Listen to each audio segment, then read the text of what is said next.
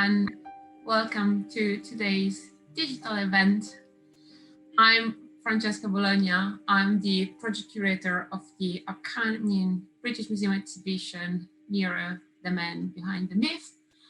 And I'm very, very happy to welcome to today's lecture. So while we wait, well, why Nero? For some reason, of all possible historical characters, the Nero appears to be one of still one of the most renowned ones throughout the world. And why is that? I wonder myself sometimes, really. I guess it's because his stories as a role. There is the power struggle, the sets, the murders by very inventive means. We have murder by, of all possible weapons of choice, collapsible boats, believe it or not. And yeah, the story just has its all, and he is the mad tyrant who killed mother, adoptive brother, wife number one, wife number two, basically everyone around him, if we are to believe the stories. Famously, he allegedly burned Rome for no better reason that he didn't like the view. I wanted to build a new, better palace for himself. And then, of course, yes, of course, the lyre play in the acting, Nero is the mad tyrant and the deluded artist. So really, striking character, if there ever was one. And but how much of this is actually true? If you start looking at the stories about him, something doesn't quite ring right. And so this is the point of this whole exhibition. So yes, of course, telling you more about Nero, his times and his reign, but really it is the undercurrent of this all is what really is history, how is history made, and how does it come all the way to us, what makes history, how it is modified, and how do we how we should really critically think about what we know of the past, and not only. That's why, in a way, this is a topic that brings through all the way to now. So you might actually, most of you might be already very familiar with the new, well, with scholarship on Nero, and how in the last few decades it has been accumulated and gaining momentum, and still, despite all these, the image of Nero as the mad tyrant endures. So it's interesting why it's so, and it's really is the time to sort of make this sort of knowledge available to the widest possible audience. Hello, Thorsten. So our speakers just joined us. Let me introduce you to today's speaker, Thorsten Opper. So Thorsten Opper is the lead curator of the British Museum exhibition Nero, the Man Behind the Myth. When he does not curate a major exhibition in times of pandemic, is only a curator of Greek and Roman sculpture at the British Museum. And he is is specialized in ancient portraiture, the brickwork in the Roman period, and the history of collecting, and particularly the collecting and restoration of ancient sculpture in the 18th century. And you might remind him for yet another major exhibition which he curated in 2008, which was Adrian, Empire and Conflict. So we just jumped from one emperor to the other. So Thorsten, I'll leave it to you now. Brilliant. Thank you, Francesca. Thank you very much. And welcome and good evening to everyone watching. I'm really delighted to be giving this talk to you tonight after the challenging year we've had. There was a plague in Nero's troubled reign as well, so there's an immediate link we can all relate to, and the word challenging will come up a few times this evening, I think. What I propose is to take you through a relatively short PowerPoint presentation, and what I want to do is give you the high-level narrative of the exhibition, the background, take you quickly through the different sections, show you some of the objects. It's being installed as we speak. There are fantastic pieces already in the exhibitions gallery, but I'll show you some design drawings instead. It's, you know, there are lots of crates and so on, so we can't show you shots from the gallery itself. And really, it's a bit about background. So I want to talk to you about the thinking behind the exhibition, what the key issues for us were, and how we tried to put them into practice. I should, before I really start with all that, thank all our colleagues in museums throughout Europe. It's been an incredibly difficult year. All our partner institutions were in lockdown at one point or another. They've come through and they've made this possible, and we're really grateful. And it's the result of years of collaboration, and I'm sure we'll work closely with many of our colleagues in the future. Another genuine pleasure and duty is to thank our own museum frontline heroes, the people you perhaps don't always see when you come and visit, and they're the photographers and the conservators and the collection managers who've made this possible, who've worked against the odds during lockdown, and it's really paid off. So we're very grateful indeed for that. Now, Nero, the man behind the myth. Francesca, in her introduction, already hinted at it. There's perhaps no anniversary or any specific reason to do an exhibition on Nero at this particular point in time, but there are a number of factors that have come together. There's a lot of exciting new research from the last decade and a half, and there's what I would call a quiet accumulation of finds. There's a lot of material that's come out through planned excavations, but predominantly through rescue excavations reacting to construction work and the like in the UK, in Italy, and so on. And this exhibition really gives us the first chance to put this material in context, in a wider empire-wide context on a grand stage. And that's really fantastic. And just to preempt some of that, you'll see some of the objects later. It's really quite astonishing. I had to sit back and take stock, if you like. There's material from Colchester, from rescue excavations in Colchester that came out in 2014. There are the Bloomberg tablets from London that came out during the construction of the Bloomberg European headquarters between 2009 and 13. The youngest, if you like, object in the exhibition is a lead pick found in Wales through the Portable Antiquities Scheme in 2019. So there's a lot of really exciting new material, and that will sit alongside some great objects that have been known since the Renaissance and so on. Okay, let's move to the first slide, please. So Francesca already hinted, why Nero? What's the allure of Nero? He's undoubtedly one of the most famous Roman emperors, but that fame is due to notoriety. He's the matricidal megalomaniac, the tyrannical monster we all have heard something about. That image, however, is entirely due to a number of sources that are brutally partisan. They were written by elite authors, many of them senators or knights, and they give a very particular view. I think key to this exhibition is really a dissection of these sources. I mentioned the research that has been done. We know a lot more now, a lot more detail about the political agendas of these authors, and about their literary strategies, the tools they use to present a very particular picture of Nero.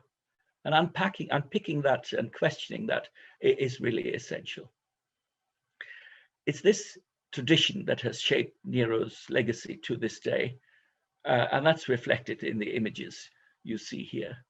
Before I talk about these images, there's one thing in the sources, mentioned in passing almost, that's sort of a hook, a way into the whole subject and beginning to raise questions.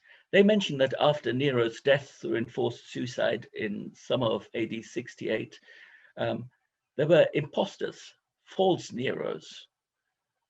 And that continued for 20 or 30 years after his death. And these people gained a mass following among the plebs, the common people in Rome, and among the Greek population in the eastern provinces.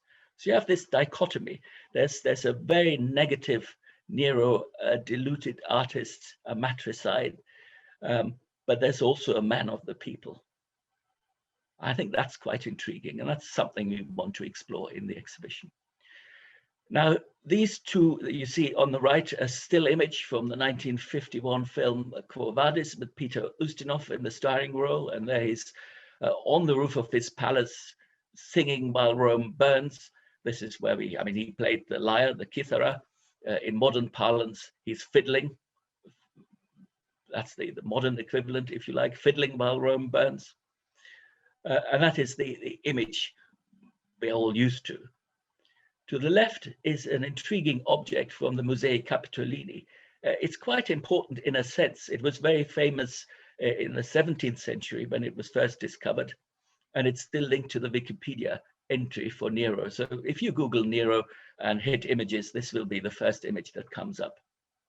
But you can already see there's only a small part of the face, the forehead, the eyes, bits of the nose that are ancient. That's a portrait of Nero that was probably recarved into an image of his successor. All the rest is a technically brilliant, extremely well-researched Baroque restoration. And he really looks menacing and gluttonous and all the negative stereotypes you can see in that face. But that face is a well-researched reconstruction based on these literary sources. So in a way, it's just a caricature. It's an interpretation of a literary artificial image. And in the exhibition, you'll see some modern versions of that. And I like to think as you could explode this sculpture, take the ancient fragment out of all the later history, so you can discover maybe not the real Nero, but certainly a very different Nero from the one we're used to. That's what the exhibition is all about. The legacy is extremely important. It goes from the rediscovery of the ancient source text, Tacitus in the early 1500s, and others, so Renaissance. When this bust on the left was made in the Baroque period, you have lots of operas, and in the 18th century that deal with Nero, and they are the predecessor to our movie versions, if you like. So it's a really rich and interesting legacy in its own right, but because it's based on compromised, shall we say, sources, we've decided to put them to one side. So in this exhibition, you'll notice when you come and visit, we've used the foyer space of the special exhibition gallery as a prequel series where you'll see these objects to acknowledge that tradition, but then to park it. And only then we go in. So one of the key choices at the beginning was to tell the story slightly differently, to start at the beginning, go through Nero's life in real time, as it were, and show the different possibilities. Nothing was predetermined. Different outcomes were possible all along. And we'll take you on this journey.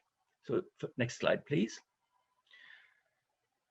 So here we are with the real Nero on the right. That's a statue from the Louvre. That's already in the gallery now. And you've just seen the image of the monster. And here you're confronted now by this little boy. We can date that quite well because he wears the bulla, which is this amulet container around his chest. That shows Nero, who was born as Lucius Domitius Barbus in December AD 37, as a 12 or 13-year-old boy. This was probably made after his mother Agrippina had married the reigning emperor Claudius, AD 49, or perhaps more likely, after Claudius had adopted Nero 1 year later in AD 50. That's probably the first occasion images of Nero were commissioned and put out to the public so that they could get to know the boy. It's very different. He's very young, very innocent, if you like, and these are the only images, the only statues, I should say, of Nero that have survived from antiquity unharmed. Everything else was destroyed or taken apart or reused. But as a boy, he has survived. So you're looking here at a 12 or 13-year-old, and a few years later, when he was still only 16, 2 months shy of his 17th birthday, he came to the throne, extremely young. And you can imagine how probably all manner of different court factions thought this was a person they could manipulate, dominate, and also how lots of people could project their expectations onto him. Nobody knew what Nero stood for. You have the customary map of the empire on the left, and you'll notice to the right of the east of the Roman Empire, there's the Parthian Empire. And that was also very important for us from the beginning to point out that there's this big rival power. The Parthian Empire, in every sense, was Rome's equal. In some aspects, perhaps even its superior. A highly sophisticated culture, a multi-ethnic empire, a very strong army, and they were locked in. Sometimes there was peaceful coexistence and trade. Often there was confrontation and competition. In Nero's day, there was conflict about a buffer state between the two empires in the Caucasus, the region of Armenia, and we'll come back to that.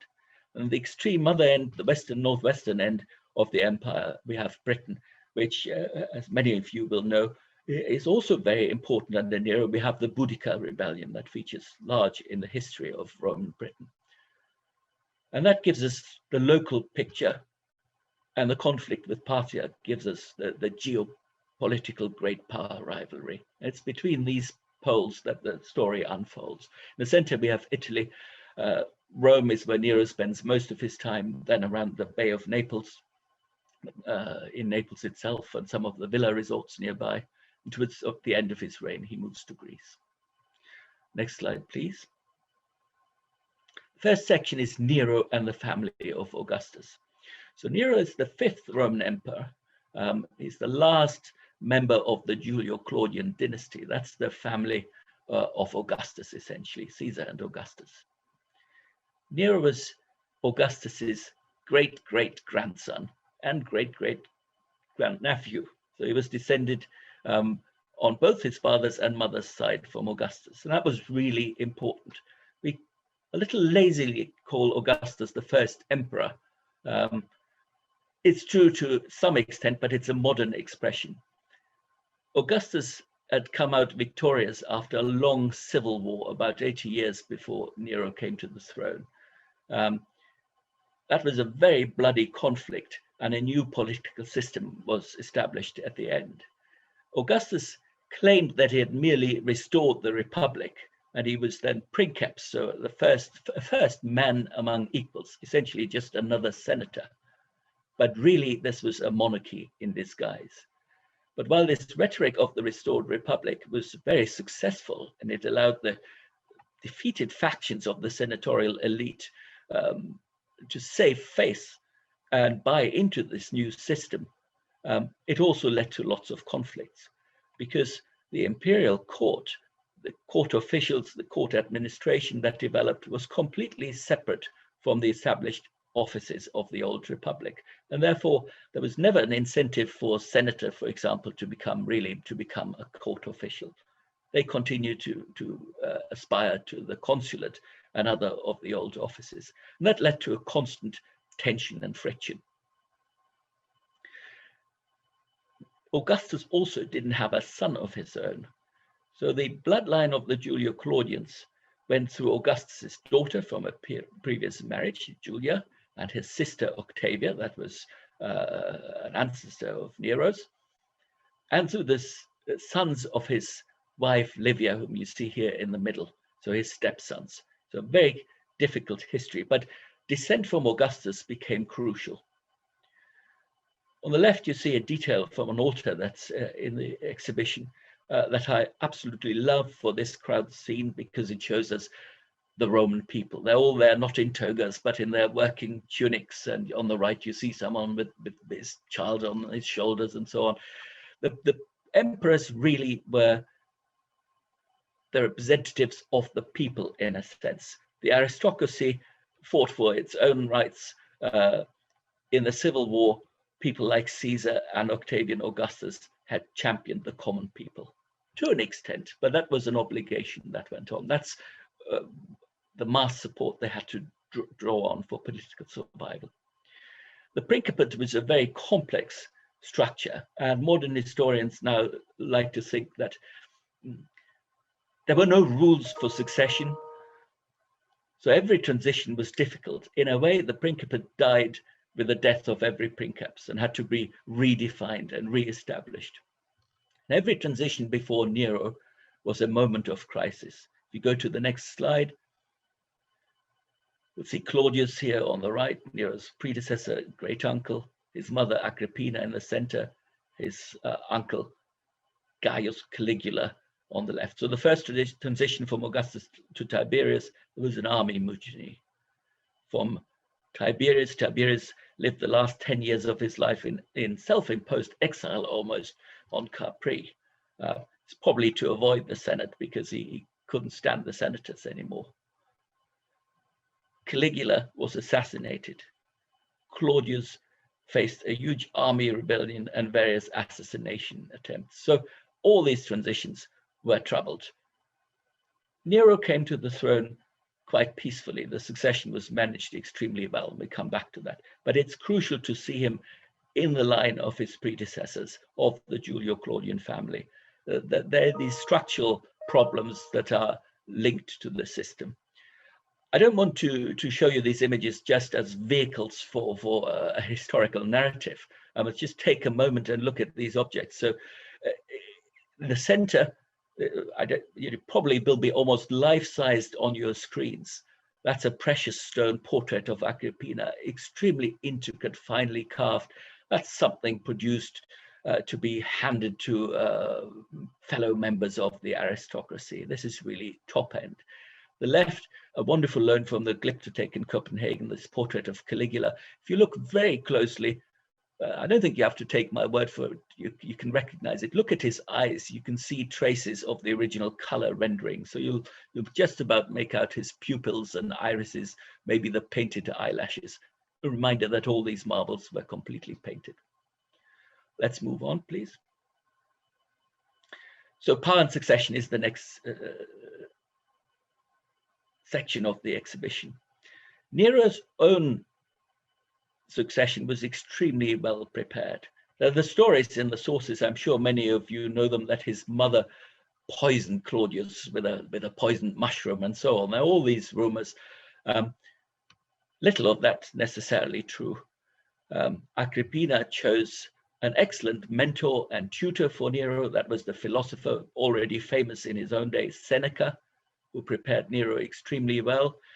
Claudius ensured over his own son, natural son Britannicus, was simply too young, that Nero was officially recognized early on as crown prince and his image was promoted on coins. There could be no doubt about the transition. A year or year and a half before Claudius's death, he'd already been very ill, and apparently he put out edicts in Rome saying that Nero would be ready to succeed. So very well prepared. On the right, you see a relief that shows officers and soldiers of the Praetorian Guard, and they really became the kingmakers. They were the main armed force in Rome. They'd been very busy behind the scenes when Caligula was assassinated. They essentially put Claudius on the throne, and they were very supportive of Nero right at the beginning. So that was clearly well planned. That relief is already up on display, comes from the Arch of Claudius in Rome that was put up to commemorate Claudius's conquest of Britain in AD 43. Next slide, please. Agrippina, Nero's mother, was incredibly important for the transition. She was very prominent already under Claudius, and I could have said earlier, Because the bloodline of the Julio-Claudian family went through the female line, the empresses, the princesses, the imperial wives and daughters were incredibly important. The family really depended on them. Whether they were powerful is a question to be debated, but they were very prominent in the public eye through the way they were represented in statues and on coins, and they were clearly very influential. Livia, we know, for example, was a close advisor of her husband to Augustus, and that's true for other empresses as well. So Livia here, Agrippina here, and again, a wonderful statue from Rome in the center. This is a very rare, exotic Egyptian hard stone, gray, almost black. It looks like bronze. The artistry of Roman sculptors often is to imitate other materials. So in this case, bronze looks amazing. And the transition is almost like a little film clip. If you look at the coins here, on the left, both the sestertius, this was minted under Claudius, and quite extraordinarily, you see Agrippina on the obverse, and Nero is on the reverse. Then the aurae on the right, the gold coins, that's after Nero's accession, and the first one, Agrippina, is on the front again, facing off with Nero, as it were. And a few months later, there's a pair, but Nero is in front, and then Agrippina disappears altogether. And that, in a way, reflects what happened politically over the first few months. So Nero eventually pushes Agrippina out, but she was very prominent at the beginning, and we'll come back to that story later. Next slide, please. The next section of the exhibition we've called War and Diplomacy. And it's really quite important in getting a full picture of Nero and understanding what he was up against. We know of him as an artist, someone more interested in performing and what, not really into politics and so on, but that's utterly mistaken. Nero inherited quite a few conflicts from his predecessor, Claudius. There was, right at the outset of his reign, conflict with Parthia over Armenia. So Nero had just acceded when messengers came from the east and reports came in that the Roman candidate, the loyal king of Armenia, loyal to Rome, had been ousted by the Parthians. So there was inevitable conflict there, and that would really overshadow Nero's entire reign. Britain had only recently been conquered, 11 years before Nero's accession, and there was trouble brewing there that eventually resulted in the Boudicca rebellion. So that's another legacy issue that Nero had to confront almost immediately. The military image of the emperor, and that you might find surprising, was incredibly important. That's key for imperial iconography. All the emperors are portrayed as protectors of the Roman people, often in military uniform. Here on the right, you may not have recognized it, and I wouldn't blame you, is the famous bronze head in the British Museum from the River Alt, found in 1907. It's the same you saw at the very beginning on the holding slide. And if you recall that, you see that this looks a lot more impressive in profile, very much like a Roman portrait. One of the very, very rare survivors. There are only fragments of other bronze heads of Nero that have survived from antiquity. This one almost certainly comes from Colchester, almost certainly linked to the Boudicca rebellion. The best guess is that it was ripped off a statue of Nero, possibly in Colchester, which was the capital of the Roman province during the rebellion. In order to contextualize that, there's a very rarely, if ever, in exhibitions on the left, there's a little bronze statuette of Nero complete. We have to recreate these complete statues, and there you see him seated or enthroned. It was an attachment probably of a multi-figure scene, and this, the outstretched right hand suggests that he was receiving prisoners or ambassadors or something like that. But it gives us a little bit of context for all these statues. As I said, after Nero's death, all these statues were toppled, removed, or destroyed. So we have to reconstruct them. Next slide, please. So Boudicca, very famous name, Queen of the Iceni. The rebellion dates to probably late AD 60, maybe into AD 61. Claudius had partially conquered Britain in 43. It was potentially a very wealthy province. It was a top command for Roman generals. There was conquests and booty still to be made. When Nero came to power, the core of the province, so the southeastern corner of England, had just been turned over to civilian administration, but that was bordered by tribal areas where a lot of war fighting still took place. They were the resource-rich parts of the country where you had all the mineral resources, and that's partly what the Romans came for. Wonderful finds here, and that's one of the great things we can do with this exhibition. It's this material that really talks about daily life and real history. On the left, we have a gang chain that comes from Anglesey, ancient Mona, a center of the Druids that was scene of heavy fighting. Just before the Boudicca rebellion, the army was all engaged in the west, which is why they were unprepared for when the rebellion broke out. Held 5 people. We don't know who it was used for, whether it was local captives, Roman prisoners of war, or what, but it speaks to the brutalized society at the time. Slavery, captivity were a fact of daily life.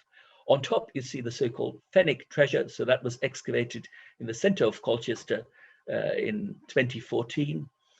Colchester was the capital, as I said, of Roman Britain. The legion that had been stationed there had just been moved on, so it was a veteran settlement. This treasure was apparently buried by a Roman, probably a Roman veteran settler couple. It's exquisite quality. Francesco, who's worked in Pompeii, I'm sure would confirm that this is on a par with the best material you can find in Italy and in the Vesuvian cities. So really high quality.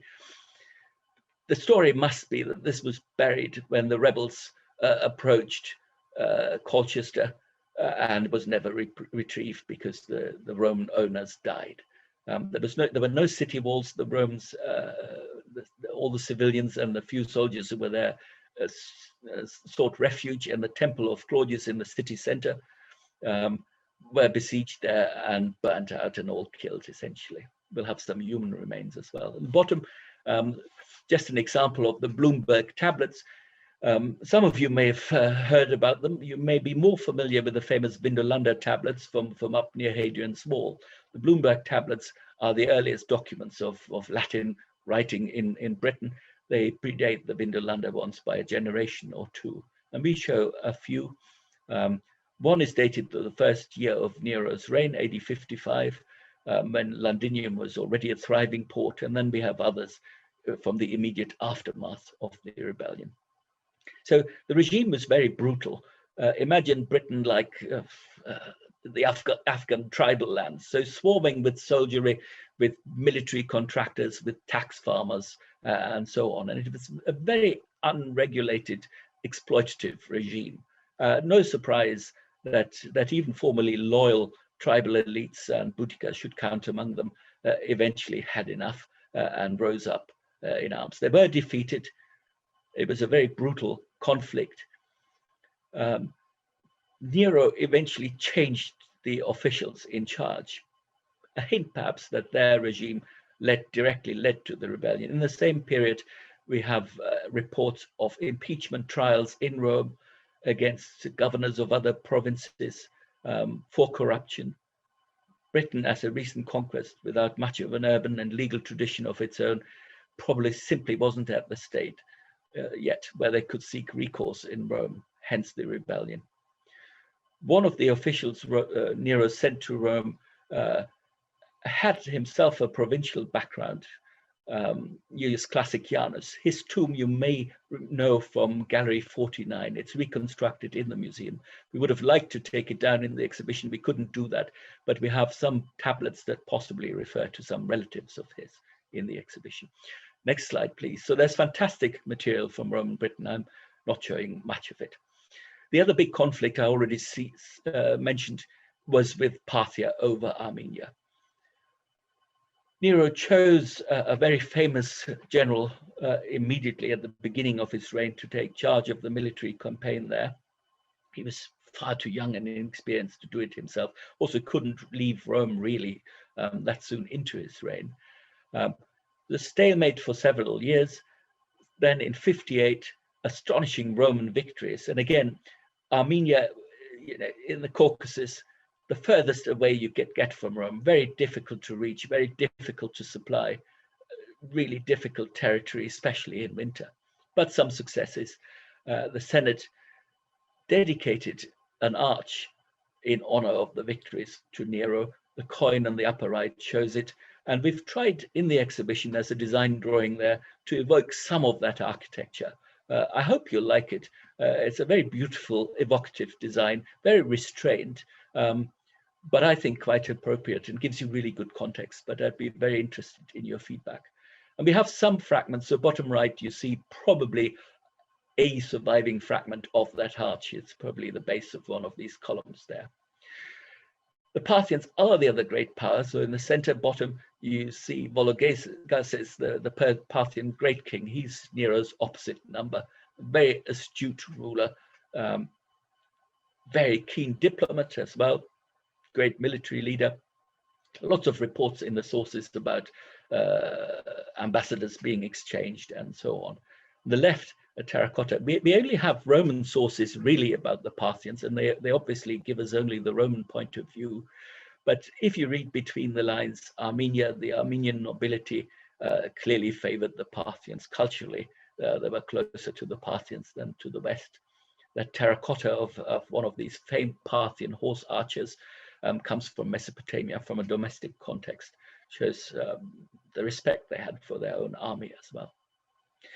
The end result, just after the Boudicca rebellion, in fact, which really was a crisis point during Nero's reign, there were some defeats as well in Armenia, probably a lot to do with rivalry among Roman generals, petty rivalry for fame and booty, a major setback. And the end result ultimately was the diplomatic solution where Nero agreed to accept a Parthian prince as Armenian king, but that prince Tiridates had to come to Rome to be publicly crowned there. And that was a PR triumph for Nero. To the Roman people, he had made the new Armenian king, and it was a wonderful, spectacular ceremony. Even the sources so hostile to Nero see it as one of his great spectacles and triumphs. Next section. Next slide, please. And that gets us into the next section of the exhibition, which we've called Spectacle and Splendor. That's really what Nero is known for. I could have said at the very beginning, when we looked at the map, this empire was extremely prosperous. After the civil wars of the late Republic, the massive expansion of the empire, all these new provinces had to be absorbed. The new Augustan peace brought development, prosperity, and so on, but also social tensions, because rich men from the provinces wanted to have their say in Rome itself. Some began to enter the Senate. Lots of enslaved people throughout the empire, but some of them were given their freedom, and they could now make money as well. And money became the measure of all things. So social aspiration among some led to status anxiety, you could say, among the elite. And for senators who were quite restricted now in what they could do and how they could show their honor in the public sphere, that was really serious competition. So in the past, senators could dedicate temples or spectacular buildings in Rome. Now that was a reserve of the empress. But Nero clearly engaged very heavily through fantastic projects. The left, the coin celebrates the new port at Ostia that had been finished by his predecessor, Claudius. So you see the bustling harbor basin there. That's important for the grain supply. There had been bread riots under Claudius, so he made sure he built infrastructure to support and supply Rome properly. And Nero built on that. On the right, and you see the quality of these coins too, extraordinarily, really a new standard, much admired in later centuries. On the right, you see the Macello Magnum, the new wholesale market that Nero built, also for luxury foods. These coins, medals, hugely influential. On the left, that's supposed to be have been Bernini's inspiration for the colonnades of St. Peter in the 17th century, for example. There are Nero's baths that are praised even by people like Martial, who have otherwise nothing good to say about Nero. There are a number of other great projects. He builds a new amphitheater in Rome that in many ways it perished in later, but it was the predecessor of the Colosseum, just as splendid, built of wood. There are major reforms, currency reforms, tax reforms. They're not talked about much later, but his successors kept most of Nero's measures in place, which shows how well thought out they were. Next slide, please. There's a lot of inner tension in Roman society, as I mentioned. This quite cute statue of a young servant or slave boy. You see the lantern, he's fallen asleep, waiting for his master, waiting outside the door probably to light his master's way home. This was used, as you can imagine, as a tomb statue, so it's loyalty beyond death. But it's really a gloss that hides the reality of slavery in the ancient world, and that's so important for the exhibition. Roman imperialism and slavery are key factors of daily life. This statue romanticizes slavery to a large extent. In the middle of Nero's reign, again in 61, so the time roughly of the Boudicca rebellion, there was a very notorious murder in Rome. A prominent member of the senatorial elite was killed in his own house by a member of the household. And there was an ancient law that stipulated that in such cases, all the slaves in the household should be executed. Now that meant 400 people. By definition, that's about 399 innocents. And the sources tell us that that caused great uproar in Rome. The plebs, so the common people, showed solidarity, if you like, with the slaves. They found that treatment incredibly harsh and uncalled for. They besieged the Senate house and there were riots. But Nero eventually upheld the law and they were all executed. But it's a little glimpse in the sources of the tensions in Rome and in other cities. We have reports of riots in Puteoli to the south in AD 58 and many other places. So there's a lot going on that is barely mentioned in the sources, but that must have been foremost on Nero's mind. Next slide, please. So the performer and spectacle are things that are very well known. These are both objects from our own collection. Nero's fanatical about horse racing and chariots. He raced them himself. Left is a piece Francesca and I really love, or I do for sure. She always pretends to share my passion for it. It's a model of a biga, a two-horse chariot. And I for years I'd not paid great attention, but it's in fact the best model replica we have. It's the source of all modern reconstructions of that type. And a retired engineer looked at it in detail a few years ago, and even the wheels are different, probably reflecting real-life details so that these vehicles could round the corners of the arena more quickly. To the right is a gladiator's helmet from Pompeii from our own collection, and we'll combine that with loans from Italy. So forget about Nero the lyre player or the Kitha Road. He was a great sponsor of gladiatorial games. There was the Ludus Neronianus as well, gladiators in a school that belonged or had been expanded by Nero. The most famous gladiator of the day, a man called Spiculus, became the head of Nero's personal bodyguard, loyal to the end. We'll explore that. Next slide, please. But the key thing is, of course, that Nero is known as the first emperor who took to the stage and who performed himself. You'll see some of these on the left, a fresco from Pompeii with tragic actors on stage. On the right, again, a piece I find utterly fascinating, a small ivory statuette. You can see traces of the original polychromy on it. Looks almost Japanese, exotic to us, but it's again an actor, gives you a sense. And these were incredibly popular, pantomime actors in particular. There are two aspects behind that. So Nero did perform in public, although that went in stages. There was a shift, a cultural shift in Roman society. Traditionally, actors and other performers were enslaved people or people who had been enslaved previously. They're certainly lower class, in inverted commas, or foreigners. So their social status was quite low, which meant that someone from a good family was not meant to perform. But that began to change, and it had been changing for several generations. So by the time Nero performed, there had already been senators and knights on the stage for decades. That was hugely disputed. There were some people who thought it was disgraceful and others who participated. The other important aspect you have to keep in mind is political. Theatres, circuses, other performance spaces were highly politicized. They were the one place where the entire society met. Ever since Augustus's reforms, the seating was hierarchical. So the best seats were reserved for senators, then you had 14 rows for knights, and then you had the rest. Even elite women were relegated to the back seats. Shows something about the status of women in society we come back to. But this is where everybody was a performer as well, where people could, when a senator came in to find his seat, they could applaud or they could boo him, they could express their opinion. They could chant, they could make demands of the emperor. That is the backdrop to a lot of that. Nero had his own organized group of 5,000 supporters, the Augustiani.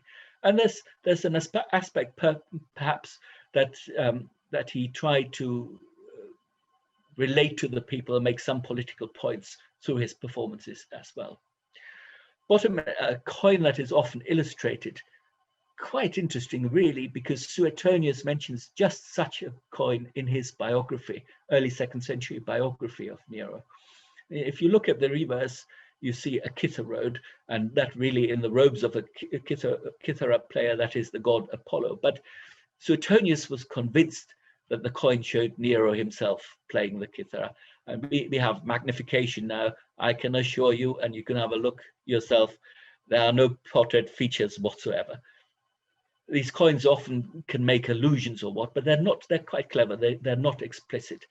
And Suetonius, who had a political point to score, clearly got it wrong or deliberately didn't care and just wanted to make a point. But imagine that's the kind of coin he would have looked at. Next slide, please. Passion and Discourse is a section on imperial women. A section more because we wanted to have them together to compare and contrast. We said that these women were incredibly important, more so than in any other period, perhaps, of Roman history. Certainly not until the 3rd century do you have prominent, important empresses again of the kind of their Julio-Claudian predecessors. Agrippina stands out, and we can identify her because she was very prominently displayed on coins as well. She wrote an autobiography or a history of her family, the Julio-Claudians, that must have been autobiographical in part, quite unusual for a woman. Remember, Roman girls were married off aged 14, 15. They were usually half the age of their husbands. If it was their second marriage, maybe a third of the age. They were treated like children. Now, these imperial women were incredibly influential, probably quite powerful, and many of the male elite resented that. So the sources are incredibly misogynistic. The more important an empress or princess is, the more we hear about stories about adultery, incest, and so on. So Nero is supposed to have had an incestuous relationship with Agrippina. The sources, give us different versions, which doesn't speak to their reliability at all. So these are, read the sources with that in mind, and you'll find that a lot of these things are politically charged. They're wonderful portraits, a result of the fact that these women were often brutally removed from power. Nero's supposed to have killed his first wife, killed his second wife. All this needs to be taken in context and with a big or a huge amount of salt, not a grain of salt. But it means that many of the portraits are not 100% identified, and that's part of the story. On the right, a good candidate, I think, for his wife, second wife, Pompeii. On the left, a fantastic, in my mind, statue that was found in underwater excavations near Baia in the Bay of Naples in 1980, I think, possibly a candidate for Nero's and Pompeii's daughter, Claudia Octavia, who died only 3 months old, but we know she was deified and honored with statues later on. There's something in the hairstyle that is very close to Nero's, so a candidate. I'd be interested in your feedback once you've seen her. Let's move on. The fire of Rome is another big part of the story. So in July AD 64, it's a seminal event of Nero's reign. A big fire raged over 9 days. At the end of the 9th day, 11 out of the 14 districts of Rome were affected. 3 of them destroyed completely, 7 more really badly damaged. Lots of old temples, of public buildings, of senatorial mansions as well.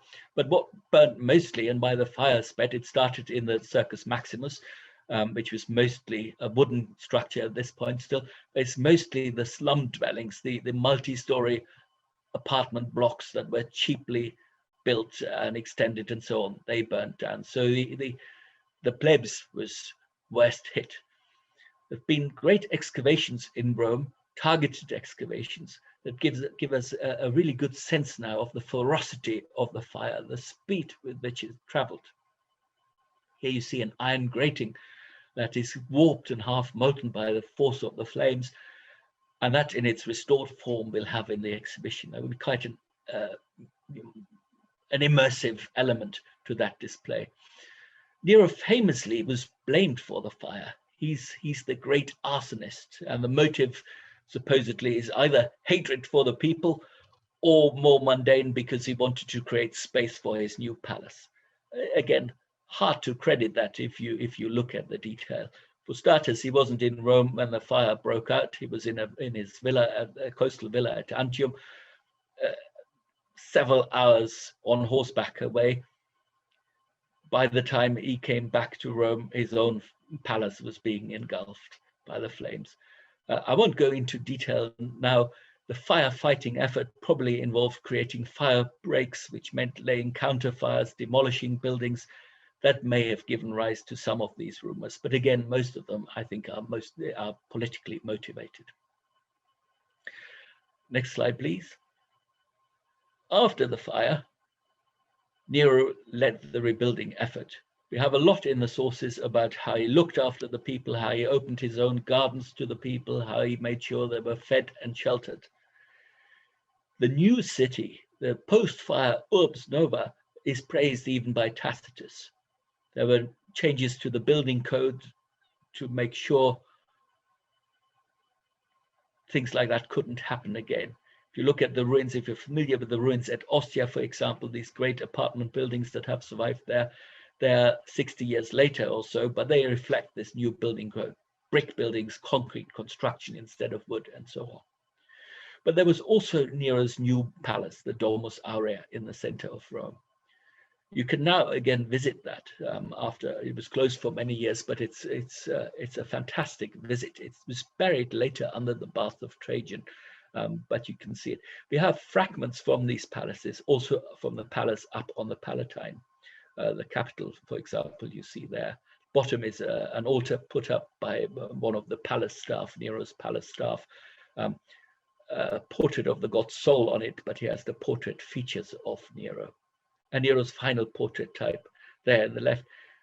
If you look very carefully, you'll see this is perhaps the more familiar image of Nero.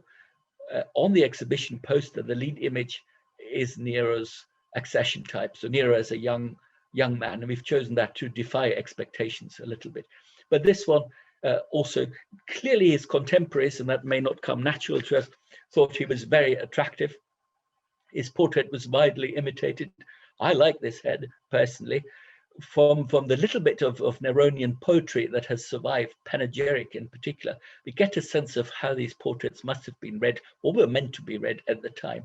And Nero is often compared to Mars and Apollo united, so the god of war and the god of performance. Nero is called subflavus by Suetonius, so some shade of blonde, maybe reddish blonde, and that goes well with Apollo, the golden-locked Apollo. Next slide, please. There's another design drawing that's looking good in the flesh, as it were, already in the exhibition. So an evocation of the Domus Aurea. In architectural terms, a fantastic building. Nero, a really great patron. Some of the marble decoration, all very luxurious, the bottom right. And some of the fresco fragments preserved. You see here one of our own that came to our collection in the mid-19th century. great stuff there. This has been analyzed. There's a lot of gold pigment, in fact, in the fresco. So Domus Aurea was programmatic, but also a name that was quite apposite for practical reasons. Next slide, please. Luxury is one of the hallmarks of the age. There is this prosperity. There's a lot of conspicuous consumption. In order to maintain and demonstrate your status, you invest in these luxury goods, and that goes across classes. The back we see a seaside landscape from the Gulf of Naples that reflects elite villa architecture very much. The Domus Aurea probably looked a little bit like that. Bottom left, we have a murrhine cup. That's a fluorspar. It's a very exotic material, which at the time came mostly from the Parthian Empire, actually. We know from the sources that Nero bought such a cup for 1 million sesterces. So that's the fortune you needed to have to qualify as a senator, and he could spend it on a single cup. Only 2 of these vessels have survived from antiquity, and I'm proud to say they're both in the BM, so good for all of us. The silver here is from Pompeii. That was excavated in 2009, just outside Pompeii. And again, to us, it looks extremely luxurious, and it was probably very expensive. But from the context, it probably belonged to a family of freedmen from the commercial port at Puteoli nearby. All these luxuries, the pepper from India, the silk from China had to be paid for. On the bottom right, you see an aureus of Nero, the type that were found in India. And the writer Pliny the Elder complains about the outflow of Roman gold to pay for these luxuries. Maybe you recall the author Petronius and the Satyricon. That shows really the elite unease with these social climbers, these rich freedmen. So there's a character, an invented character, Trimalchio, is a former slave who really has huge social aspirations and expresses them through an incredibly pretentious dinner party and table furnishings. That gives us a good sense of what went on in Roman society at the time. Lots of elite people lose their fortunes. Lots of freedmen become extremely wealthy, and that leads to a lot of tension that essentially explodes after Nero's death in that civil war that follows. Next slide, please. These are fantastic documents. They are graffiti and dipinti from Pompeii in this case, and a doodle caricature of what I'm very happy to believe is meant to be Nero from the Palatine itself. We use some digital technology to, I won't reveal what we're doing, but it's a good fun in the exhibition. These are great. Pompeii is the key word. So Pompeii, Herculaneum, the cities of Vesuvius, perished in the great volcanic eruption 11 years after Nero's death. But that means that a lot of Neronian material has survived there. And these graffiti are part of that. On top right, Nero Popè, so that's an E at the end. They're the supporters, if you like, of Nero and his wife Poppaea. Poppaea's family had probably landholdings, investments in the region, were incredibly popular. And that is genuine popularity that's expressed here. That goes counter to the official sources. So there's a little element here of history from below that we can bring into the exhibition. And this wonderful transcript, Francesca made that. This is a poem someone wrote, a really quite a good poem that praises or celebrates a joint visit of Nero and Poppaea to the main temple in Pompeii, where they dedicated jewelry and so on. That may be related to the big earthquake in Pompeii in AD 62 that caused severe damage in the region, and maybe a visit of inspection or goodwill afterwards. That was inscribed into the wall of a kitchen in a Pompeian house, and we've got a section of that wall with this graffiti on it in the exhibition. So that's really a good, different kind of object that rounds off the story in a very meaningful way. Next slide, please. And there we come to the end, crisis and death. Now, as I said, and I think that's really important, that there were conspiracies against Nero, but there had been conspiracies against all of his predecessors. So there's nothing specific Neronian about that. In fact, many of the main plotters come from families who had been involved in opposition to previous emperors. And while some, Seneca, his tutor, is also forced to commit suicide because he's implicated, while some have come down to us as motivated by their Stoic philosophy and adherence to the ideals of the old republic, I think that is mostly rubbish, quite clearly. They had political motives, and many of the plot leaders came from families who aspired to the throne themselves. Challenge me on it, but it comes out through the sources. There's a lot of ongoing conflict. And Nero, if anything, was very lenient for the first part of his reign. The big conspiracy, the Pisonian conspiracy, is in AD 65, excuse me, and followed up later by others. Nero survives this, but not the last ones. In AD 66, he can finally, after he crowned that Armenian prince, he finally moves to the east. That is probably in order to prepare a major military campaign in the Caucasus. He gets as far as Greece, is involved in what you might call cultural diplomacy. That's performances and a goodwill tour of the Greek province. But then there come rumors from Rome he has to hasten back because a rebellion is brewing. There's also a short-term famine in AD 68, possibly linked already to a blockade, and that temporarily loses him the support of the people. There's a rebellion by the governor of the southern France that gets defeated, but then an old aristocrat, a man called Galba, rebels in Spain and gains a following and marches on Rome. Nero is cool at the beginning. Eventually he gets betrayed by the Praetorian Guard. He's cornered. He can't flee to the fleet, which is more loyal, and he's forced to commit suicide in a villa, surrounded only by a handful of his most loyal freedmen in Rome.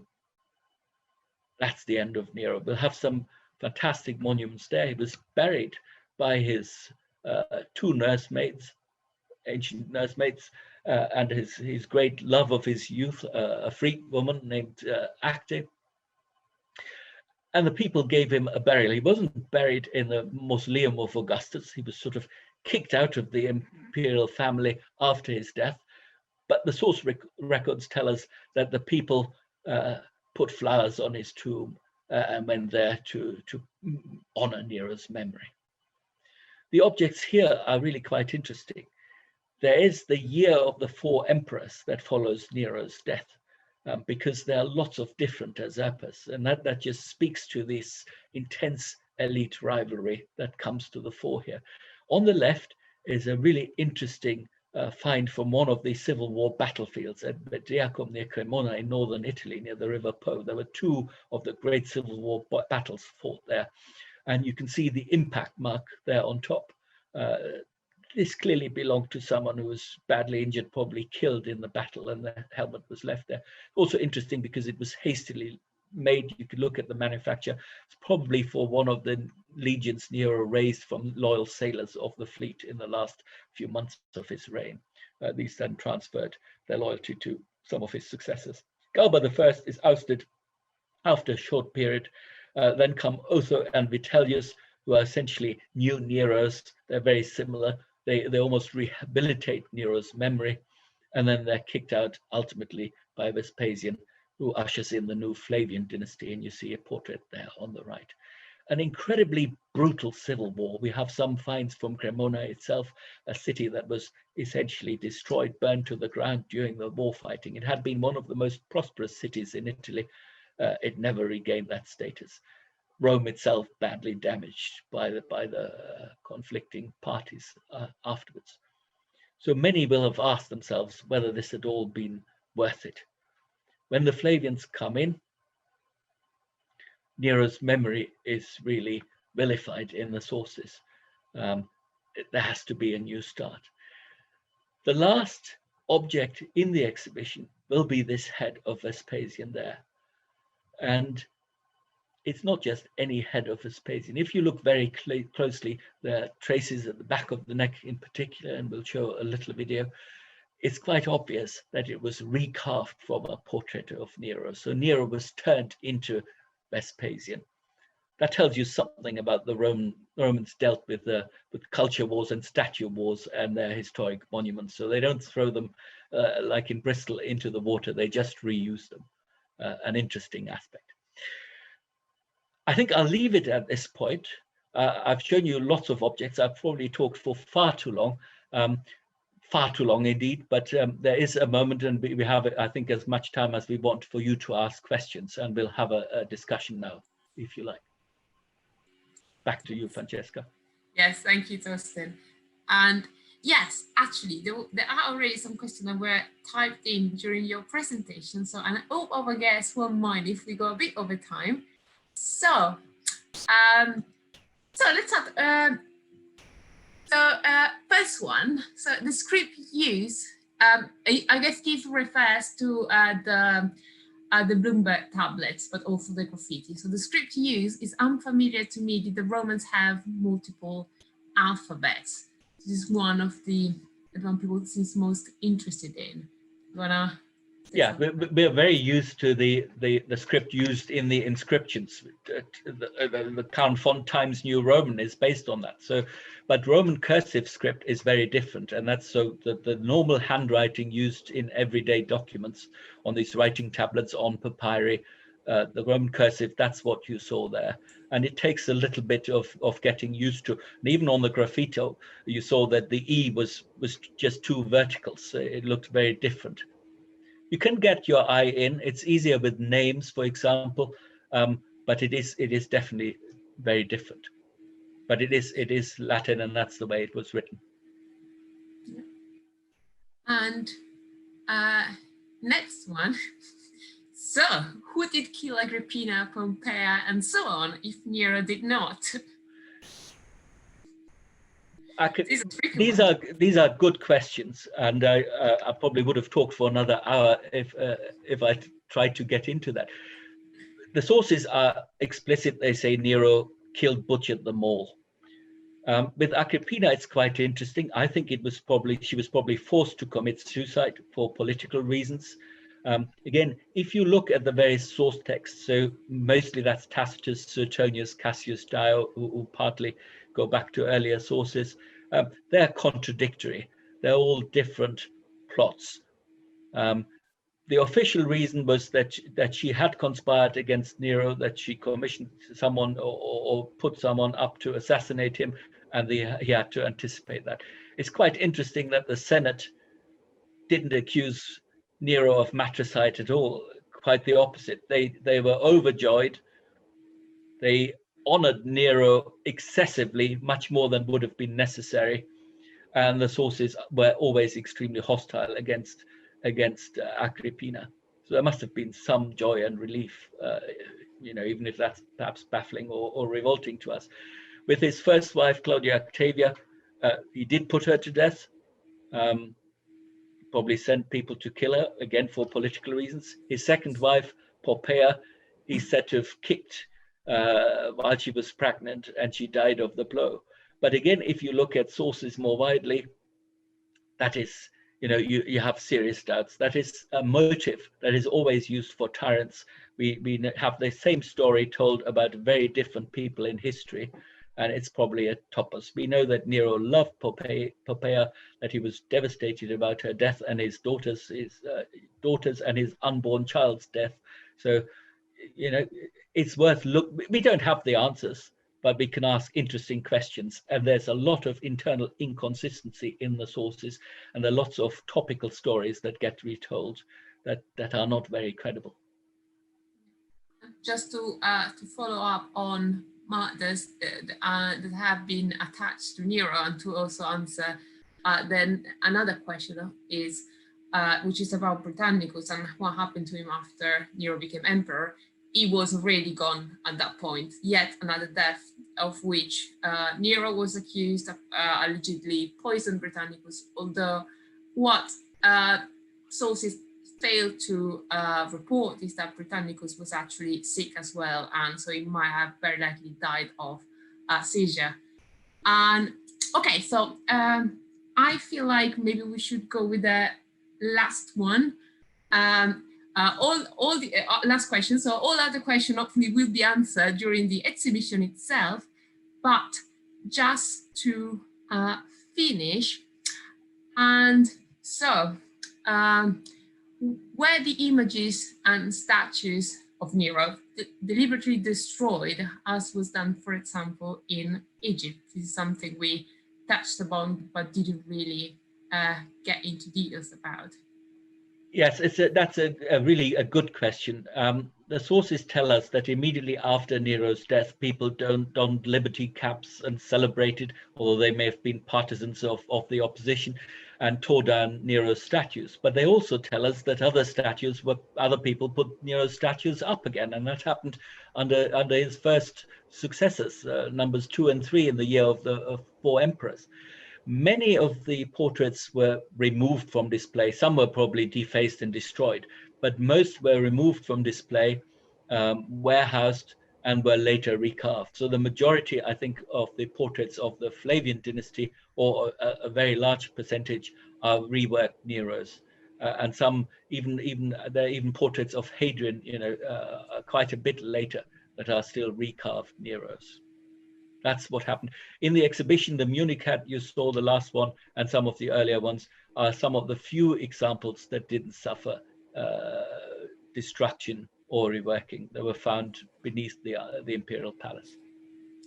And actually, I'm gonna take an executive decision, and I know I said that was gonna be the last one, but you are so quick that I think we can sneak in one very last one, which is who was Nero's father? Because we discussed about Claudius, which was his adoptive father, but who was Nero's real father? A super question to end on. The father was Gnaeus Domitius Ahenobarbus. So the Ahenobarbi, the ancestral paternal family, Nero's family, were part of the Roman elite.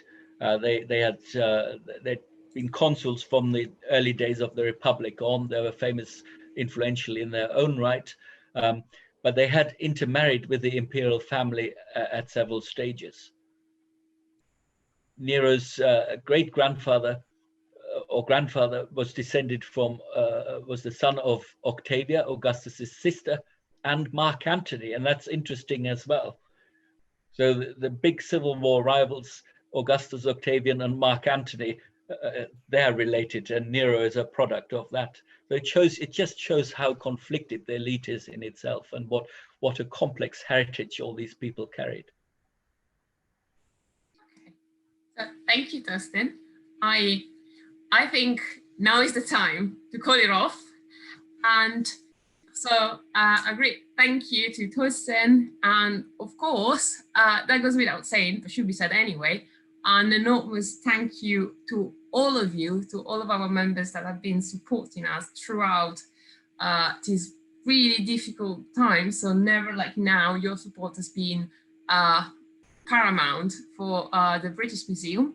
And just to remind you that we recorded these events, so you will be able to find it on YouTube, and you will receive an email with all the links necessary.